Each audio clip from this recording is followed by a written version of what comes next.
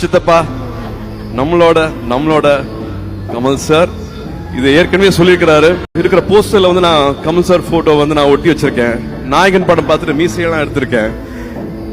அந்த போஸ்டரை ஒட்டிட்டு எங்களுக்கு நடுவில் இப்படி ஒரு உறவு கிடைக்கும், இப்படி ஒரு பயணம் கிடைக்கும் அப்படின்னு நான் நினைச்சு பார்த்ததே கிடையாது. ரசிகர் மன்றங்களா இருந்ததை வந்து நற்பணி மன்றமா மாத்துறது வந்து அவர் தான்.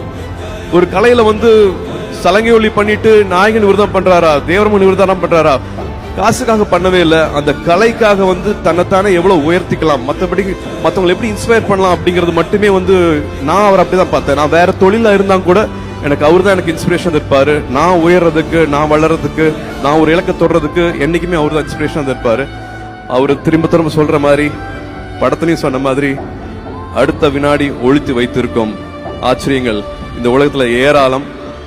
Miracles happen. நினைக்கிற கனவு நிச்சயமாக நிறைவேறும்.